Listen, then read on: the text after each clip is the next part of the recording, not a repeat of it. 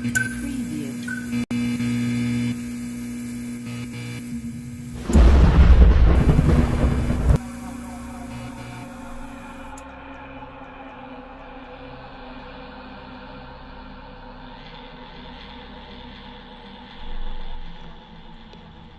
semuanya. Di kesempatan ini, aku ingin membagikan cerita hororku sewaktu bekerja sebagai reporter. Akhirnya aku pulang juga. Badanku sangat pegel. Itu karena seharian aku syuting di Bandung untuk sebuah liputan. Mataku sudah mulai mengantuk. Tapi sayangnya, aku tak bisa tidur.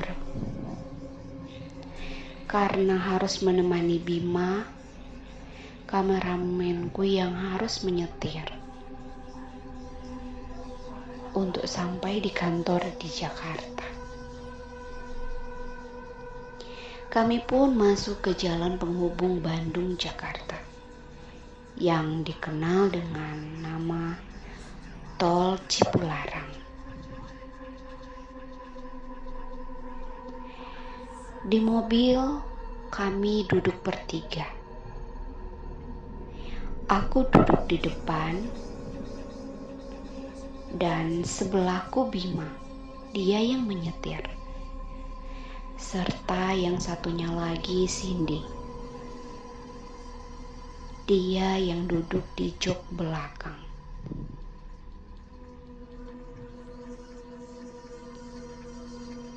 Saat itu aku melihat jam menunjukkan pukul 12:30 dini hari. Suasana jalan tol Cipularang ini sedikit sepi.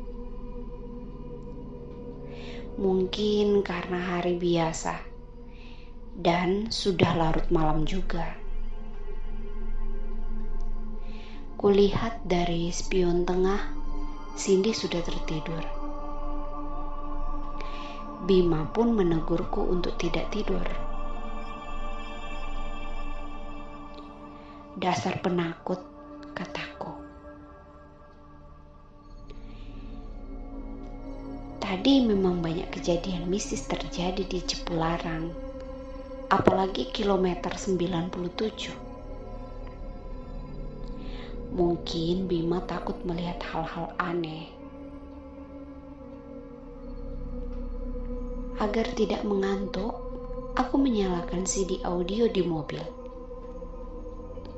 Sambil mengobrol santai, kami pun tertawa-tawa.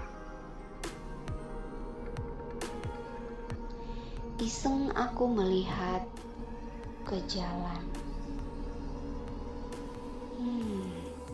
Sudah masuk kilometer 60.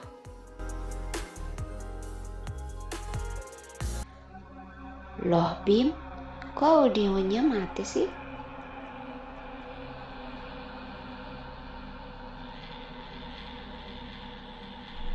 Bima dan aku langsung saling berpandangan.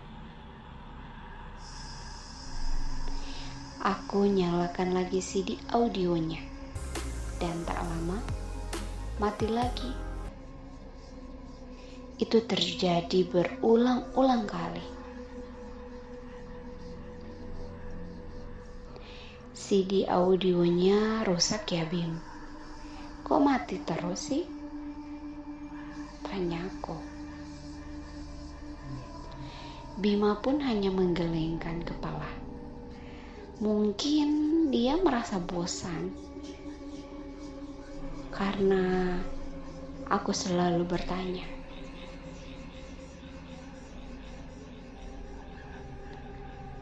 Setelah beberapa saat, aku udah mulai merasa bosan. Aku mencoba mencari hiburan. Aku melihat sebuah mobil di depan dan bertanya kepada Bima. Bim, coba deh. Kira-kira ada berapa orang yang ada di dalam mobil itu? Lalu Bima memberi lampu jauh, dan setelah itu terlihat dari bayangan kepalanya ada 2 orang. 2 orang, aku menjawab dengan semangat. Untuk memastikan ada beberapa orang, kami menyusul mobil itu. Dan di dalam mobil itu penumpangnya hanya sendiri. Aku dan Bima terdiam. Aku dapat merasakan mobil ini menjadi sangat cepat.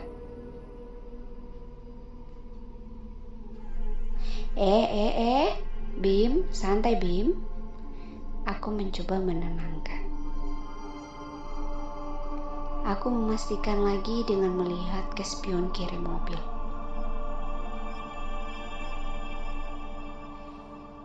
Sontak aku kaget, tampak sebuah kain putih yang menempel di belakang kiri mobil. Dan berterbangan itu tertiup angin.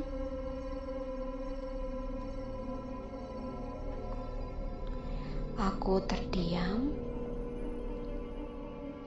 tapi karena penasaran, aku pastikan melihatnya lebih jelas lagi. Sekali lagi aku melihat ke spion tengah. Aku melihat Cindy yang masih tertidur pulas. Tapi aku coba geser sedikit spion tengah mobil. Astaga. Di sebelah Cindy duduk seorang wanita dengan baju putih dan rambut hitam sebahu. Duduknya menunduk. Refleks aku langsung mengarahkan kaca spion ke atas.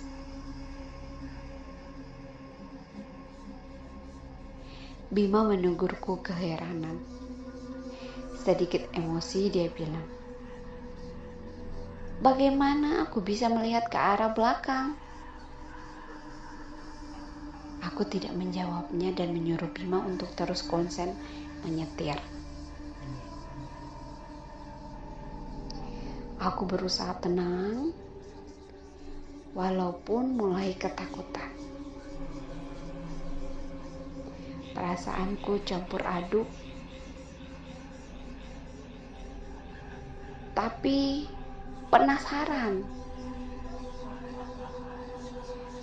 Aku ingin melihat lagi ke belakang. Apa sosok itu masih ada atau tidak? Tapi aku takut. Aku coba bersikap normal dan kembali mengobrol.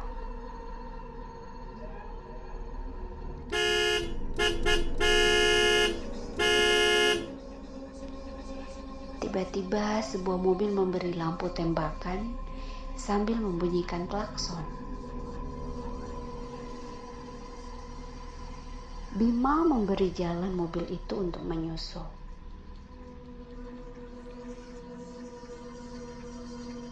Sebuah mobil kijang berwarna merah marun dengan plat B menyusul mobil kami. Aku sempat bercanda, "Bim, pasti tuh orang kebelet ya, jadi buru-buru mau ngebut." Aku dan Bima tertawa. Hingga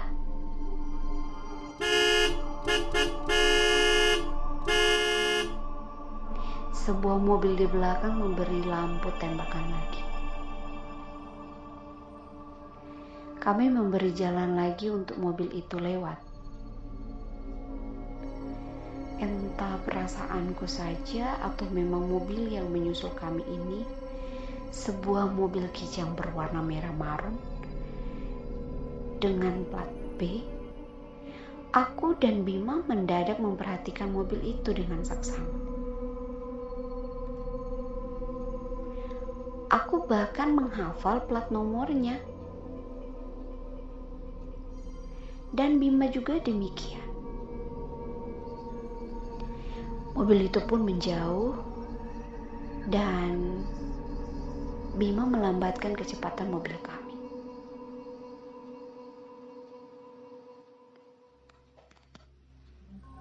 Suasana semakin sepi, lampu penerangan jalan pun tidak terlihat sangat terang. Dan aku tidak tahu pasti ini berada di kilometer berapa.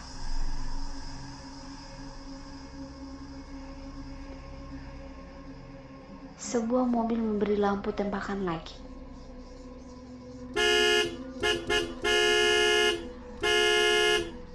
Aku dan Bima sudah mulai merasakan perasaan tidak enak. Mobil itu menyusul kami dengan sangat cepat. Aku memperhatikan dengan saksama kaca mobil itu sangat gelap. Dan saat menyusul secara refleks, aku ambil kamera digitalku dan langsung foto mobil itu. Benar saja, mobil Kijang merah marun lagi. Dan dengan plat nomor yang sama. Tidak akan mungkin ada mobil yang sama lewat sampai 3 kali di jalan tol.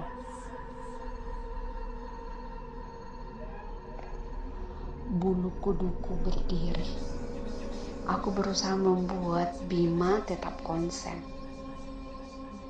Mobil itu sangat cepat. Bima kembali menekan gas mobil dan mencoba untuk menyusulnya.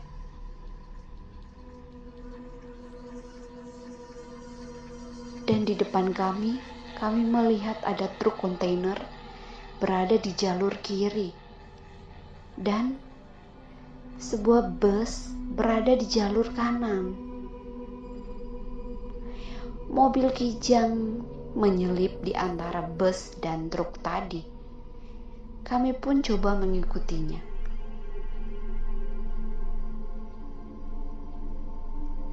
Tiba-tiba mobil itu menghilang. Benar-benar tidak mungkin. Bahkan di luar logika. Aku dan Bima menengok ke belakang dan astaga, truk dan bus itu pun tidak ada. Bima semakin kencang mengemudikan mobil. Kami berdua hanya terdiam sampai akhirnya kami pun tiba di pintu tol dalam kota.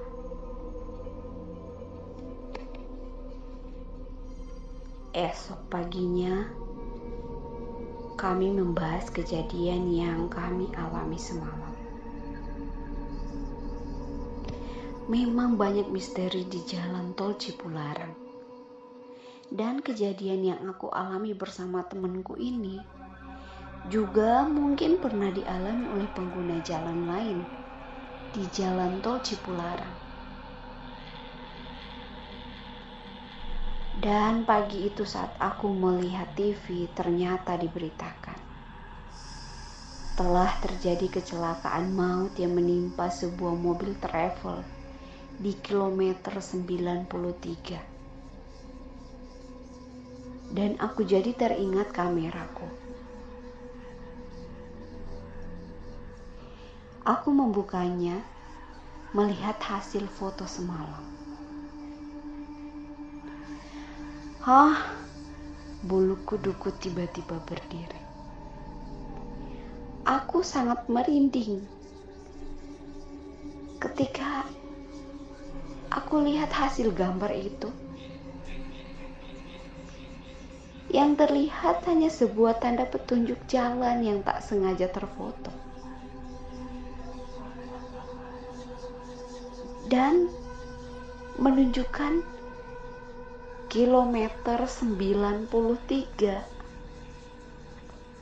Kalau kalian suka video dari kami, jangan lupa klik tombol subscribe, like, share, dan bunyikan tanda loncengnya agar kalian tidak ketinggalan dengan updatean video dari kami.